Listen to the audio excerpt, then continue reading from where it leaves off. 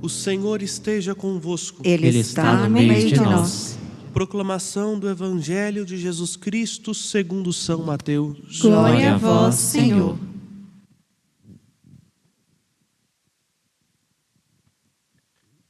Naquele tempo, Jesus viu um homem chamado Mateus sentado na coletoria de impostos e disse-lhe: "Segue-me."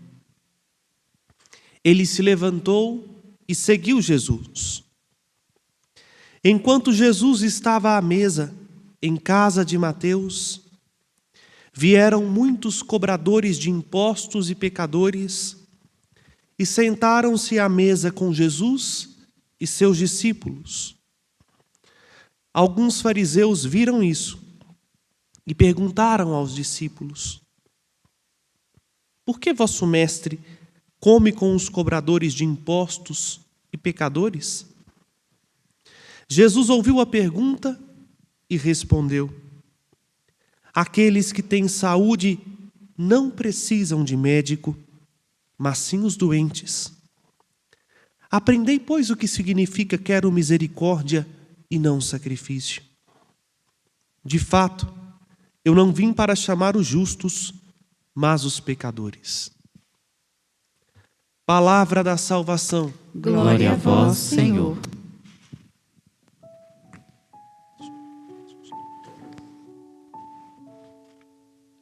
Vocês que aqui estão podem se assentar. Caríssimos irmãos e irmãs, estamos ouvindo o Evangelho de Mateus na semana corrente e chegamos a uma parte do Evangelho de Mateus que os estudiosos chamam-na de livro dos milagres. Porque, de fato, nesta sessão do Evangelho, Mateus começa a narrar uma série de milagres que Jesus fez, tal como nós ouvimos ontem, a cura do paralítico. E interessante que no meio do Evangelho dos milagres, nós ouvimos o seu chamamento. E aqui é necessário que nós digamos uma coisa: tal como é extraordinário a cura de um paralítico, a expulsão de um demônio, é igualmente extraordinário a mudança radical de vida de alguém que está obstinado em seu pecado. De igual modo, tem a sua força de transformação aquele que experimenta uma paralisia não no corpo, mas na alma. E não há ninguém melhor para falar deste milagre do que o próprio agraciado, do que o próprio miraculado. Não ouvimos falar da conversão de Mateus hoje por algum outro, mas por ele mesmo. E muita coisa deste Evangelho serve também à nossa conversão. Porque em maior ou menor proporção, nós, em algumas áreas de nossa vida, igualmente estamos como Mateus, parados. Se o paralítico ontem, Jesus diz: "Teus pecados estão perdoados", e ele volta a andar, ao dizer a Mateus: "Segue-me", Jesus tira Mateus da sua paralisia. Afinal das contas, literalmente, Mateus não estava em movimento, como ele mesmo descreve. Ele estava sentado na coletoria de impostos, no lugar do seu pecado, onde ele fraudava, extorquia, o lugar onde tantas vezes ele fez o que desagradava a Deus, traindo o seu povo, traindo sua consciência, vivendo o refrém do lucro fácil. Claro, há muitos outros pecados que Mateus cometia, mas o mais gritante era este. E também era justamente por esse pecado que Mateus era tido na conta de um qualquer. Já não era mais nem chamado pelo nome. As pessoas, quando olhavam para ele, não falavam: "Esse é Mateus", não. falavam com desdém e até mesmo com ironia: eis o cobrador de impostos. Era uma profissão extremamente hostilizada pelo povo, porque quantas pessoas perderam seus trabalhos, perderam sua casa por causa de Mateus? Quantos pais de família deixaram seus filhos passando fome porque Mateus, de uma maneira impetuosa, cobrou além do que era devido para ganhar um lucro maior? Quantas pessoas se viram extremamente aflitas por causa de uma palavra pronunciada por Mateus? Aqui está para nós, meus irmãos e irmãs, um grande milagre. Alguém que já não era mais visto como gente, ser notado e mais, ser escolhido. Se nós fôssemos julgar, como sempre a gente faz, julgar pelas aparências, julgar tendo fatos pela metade, olhando só o que nos convém, porque muitas das vezes quando nós emitimos um julgamento, ele está completamente ornado dos nossos interesses. Se a gente fizesse isso, nunca escolheríamos para depositar em cargo de confiança uma pessoa como Mateus. No entanto, Jesus, quando passa, ele nota o que ninguém vê. Diz-nos o próprio Mateus, versículo 9: Jesus viu um ser humano. Para além das alcunhas, para além dos preconceitos, para além de tudo aquilo que os outros diziam que ele era e podia de fato ser ou não ser, Jesus viu o que o povo mais não via. Ele é gente, ele é ser humano, ele merece atenção, ele merece cuidado. Ah, se nós tivéssemos um olhar parecido com o de Jesus, que muitas vezes nós vemos primeiro o pecado dos outros, a falha do outro, o erro do outro, antes de ver o outro. Olhando para este ser humano, Jesus viu um homem, e que tinha nome, Mateus. Jesus faz um convite gentil, mas um convite extremamente desafiador: segue-me. Disse 300 vezes e vou dizer hoje 301. Me encanta a força que tem a palavra de Jesus. Porque para Mateus, Jesus era um desconhecido. Tanta gente passava ali na sua banquinha, pagando imposto, como agora chega um rapaz que Mateus nunca viu ou nunca notou, que do nada lhe diz: segue-me, e acontece essa transformação. Lembrem do final do evangelho de ontem: teus pecados estão perdoados, levanta-te, toma tua cama e anda. O que o evangelho de hoje diz? Mateus imediatamente levantou-se e seguiu Jesus. Aqui nós precisamos entender uma outra coisa. Há uma relação íntima entre salvação, isto é, perdão dos pecados, e vocação. Na maior parte das vezes também a gente acha que nós somos chamados porque nós temos algo muito bom para ofertar, porque somos bons nisso, naquilo, porque temos virtudes. Achamos que somos chamados a algum ministério na igreja, a vocação sacerdotal, a vocação religiosa, a vocação matrimonial, enfim, qualquer chamamento, porque somos bons. Não. Somos chamados porque o Senhor olha-nos com misericórdia e sabe muito bem que o único jeito da gente se tornar humano de verdade é seguindo a Ele naquilo que Ele nos pede. Não se iluda, viu? Talvez você, como eu, por recebermos um chamamento específico, acabamos nos perguntando por quê? Eis a resposta: porque o Senhor veio não para condenar, mas o Senhor veio para salvar. Bom, A transformação foi tão grande que Mateus não levou Jesus para qualquer lugar. Mateus levou Jesus para dentro da própria casa, com a gente que Mateus costumava frequentar, ou ter como amigo, né? Jesus não se importa com isso. De fato, este é o desejo do nosso coração. Ter alguém que nos olhe com amor, e quando a gente é olhado com amor, a gente quer mostrar logo a nossa intimidade, por lá dentro do nosso coração, e falar assim: veja como eu vivo, venha compartilhar comigo o que para mim é alegria. Mas não se iludam, maior do que o desejo do nosso coração de expor a nossa intimidade, é o desejo do coração de Deus de fazer parte da nossa intimidade. Por isso, lá no Apocalipse, quando toda a verdade é desvelada, por isso o próprio nome, né? O livro da revelação, o livro do Apocalipse, o Cordeiro diz: eu estou à porta, para falar que Ele quer entrar. Ele quer entrar na intimidade minha, na intimidade sua. E não para condenar, como Ele vai dizer lá no Apocalipse: aquele que abrir, eu entrarei e cearemos juntos. O que pode se esperar da casa de um pecador?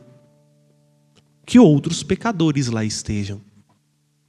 Em contrapartida, há um outro lado desta mesma moeda em que nós vemos quanta alegria foi para Mateus este encontro com Jesus, que ele quis também proporcionar uma oportunidade de que os seus amigos tivessem a mesma experiência que ele teve. E claro que Mateus sabia que os outros cobradores de impostos não iam encontrar Jesus na banquinha. Claro também que sabiam que os outros cobradores de impostos nunca iam no templo para que numa encruzilhada trombasse com Jesus lá à porta. Por isso Mateus faz um banquete. Mateus usa dos meios que ele tem para favorecer o encontro dos pecadores com a misericórdia. Bonito. Quando nós nos encontramos com Jesus, nós não medimos esforços para que os outros também se encontrem com esse olhar que tudo transforma.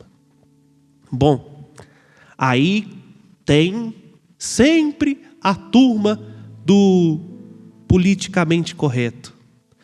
Os santos, os irrepreensíveis, os que conhecem a lei de Deus e que, como diz o próprio Evangelho, olhando por fora, dizem: por que seu mestre se mistura com a gentalha? Será que ele não sabe o tipo de gente que está ao redor dele, não? Ora, algum tipo de sujeira pode contaminar o sabão? Vamos dizer assim, né? Algum tipo de pecado pode afetar Jesus? Não. E ainda que por um instante Jesus tenha que pôr a mão na lama, ele sabe muito bem que isso não o toca por dentro. Aqui a resposta de hoje, literalmente, é uma resposta ao evangelho de ontem e de hoje também. É como se Jesus esperasse o momento certo para falar o que ele fala aqui. Porque está escrito lá no Antigo Testamento: eu quero misericórdia, eu não quero sacrifícios. Bem como o salmista vai dizer: sacrifício e oblação não quisestes. Bom, esse povo dizia, e com muito orgulho, que conhecia a lei. Porém, quando viu Jesus curando um paralítico, ao invés de darem glória a Deus, começaram a matar Jesus cá no coração deles.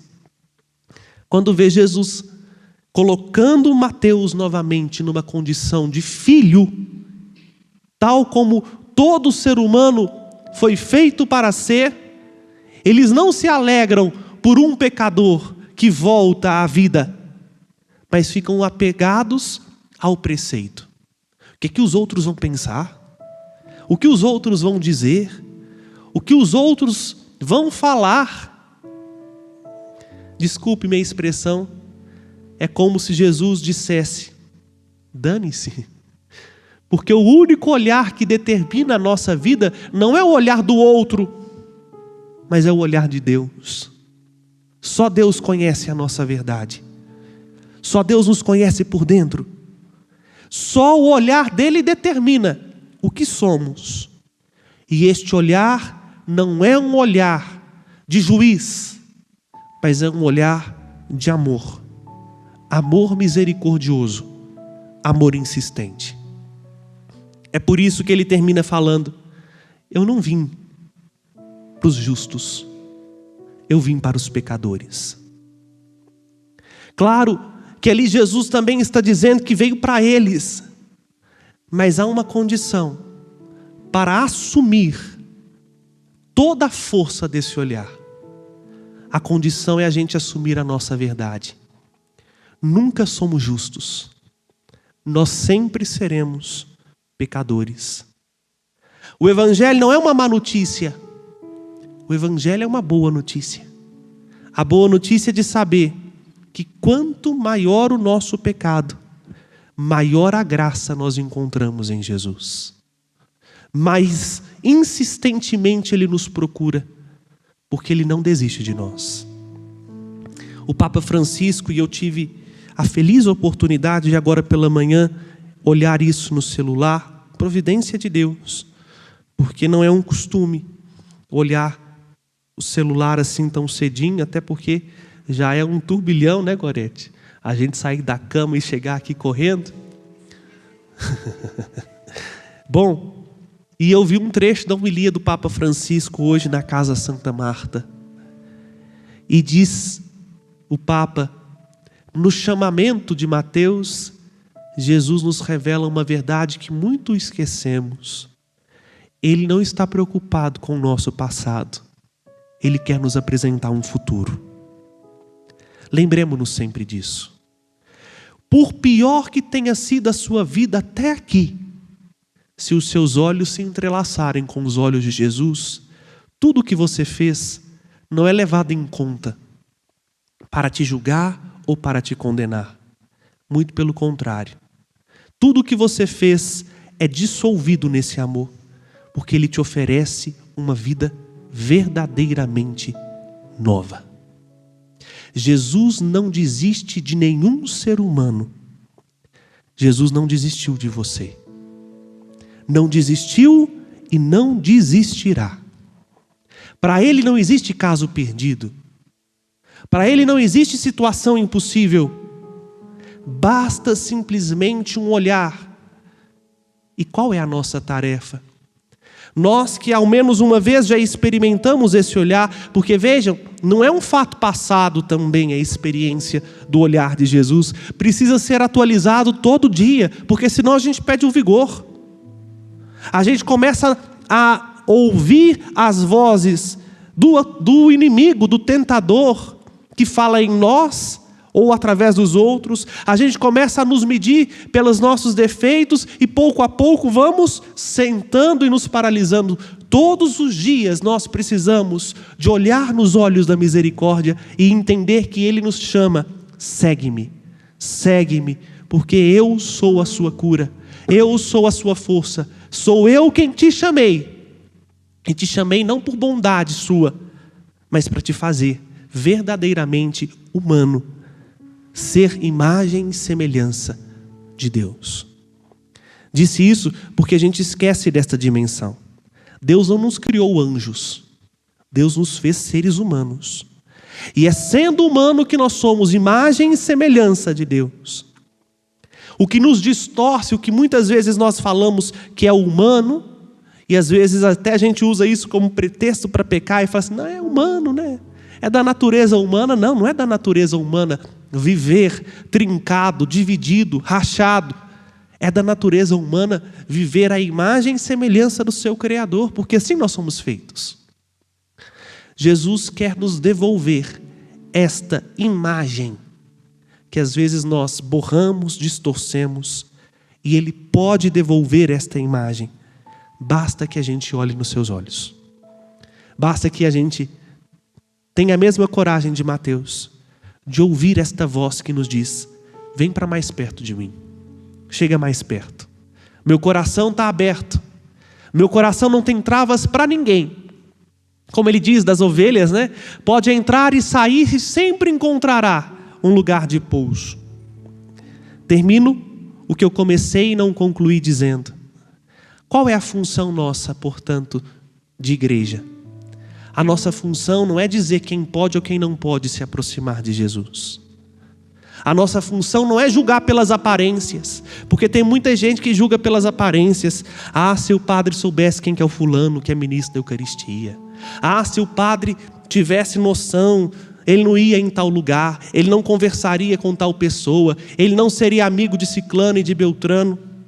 Ora, Jesus Cristo nunca teve medo de se aproximar dos piores. Vale lembrar para a turma de hoje, tão pura e tão santa, que nosso Senhor Jesus Cristo andava com as prostitutas, cobradores de impostos, leprosos, enfermos, todo tipo de pessoa que a sociedade santa e justa não queria perto de si. E isto em nada diminuiu Jesus, muito pelo contrário, fez com que todas essas pessoas tivessem uma nova chance, uma nova oportunidade. A função da igreja é aprender com Mateus a usar oportuna e inoportunamente de todo o recurso que nós temos para favorecer o encontro de Jesus com as pessoas que não querem conhecê-lo, de Jesus com aqueles que nunca ouviram falar, de usar inclusive insistentemente de tudo aquilo que nós temos. Por isso a gente não pode nos dar por descontado de evangelizar nas redes sociais, de evangelizar em todos os meios onde nós estamos, no trabalho, na sociedade e, sobretudo, usando não palavras, mas o nosso testemunho, para que assim como aconteceu com Mateus, assim como aconteceu comigo, assim como aconteceu com você, e eu digo disso porque nós estamos aqui mais uma vez para nos encontrar com a misericórdia que está nesse altar. As outras pessoas também possam experimentar este olhar. Tenha esta coragem de fazer tudo para todos, porque Jesus não desiste de ninguém. E nós não temos o direito de desistir de nós mesmos e de nenhum ser humano, porque Ele veio para isso, para salvar o homem todo e todo homem. Louvado seja nosso Senhor Jesus Cristo.